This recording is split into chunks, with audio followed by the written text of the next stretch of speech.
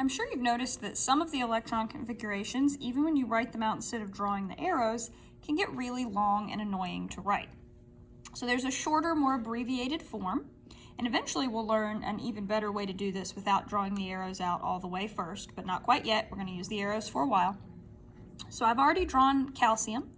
Here's our orbital diagram of calcium with 20 electrons. So the electron configuration of calcium would be 1s2, 2s2, 2p6, 3s2, 3p6, 4s2. So that one's not too terribly long, but we can abbreviate it with something called the noble gas configuration.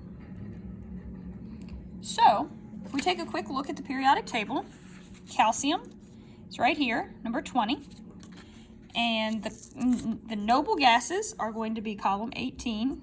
You remember that from middle school maybe. I know you learned it in physical science. So these are the noble gases.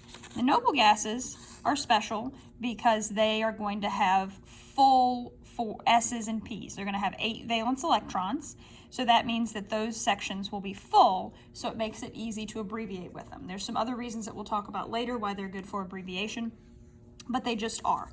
So calcium was number 20. Let's see if I can get them both in the screen at the same time. Yep. So calcium was number 20. The closest noble gas to that is going to be argon, the closest one that doesn't go over. So we're going to abbreviate the 18 electrons that argon takes up, and then we'll only have a couple left for calcium. We're always going to use a noble gas for our abbreviation. So the first 18, 1, 2, 3, 4, make sure you go in order, 5, 6, 7, 8, 9, 10, 11, 12, 13, 14, 15, 16, 17, 18. So all of these right here can be accounted for by argon. So we're going to put argon in brackets, and we're going to do what's left over. So 4s2. So our noble gas configuration for calcium is argon 4s2. Much shorter than this larger electron configuration.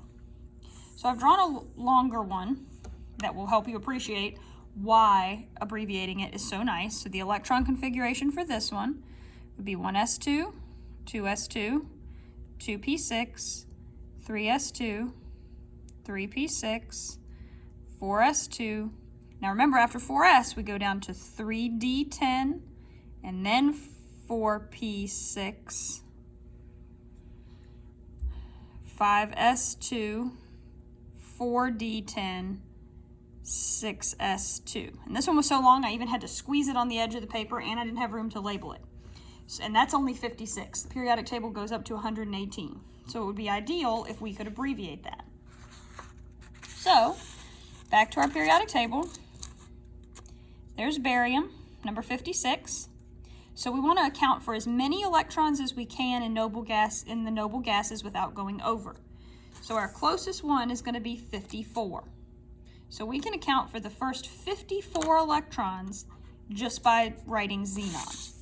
So the first 54, 2, 4, 6, 8, 10, 12, 14, 16, 18, 20, 22, 24, 26, 28, 30, 32, 34, 36, 38, 40, 42, 44, 46, 48, 50, 52, 54.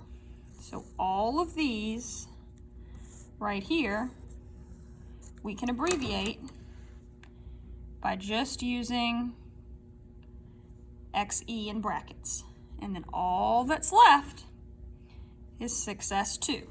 So if we abbreviate using the noble gas configuration, it saves you a lot of time and effort by making your electron configuration way shorter and abbreviating it as the noble gas configuration.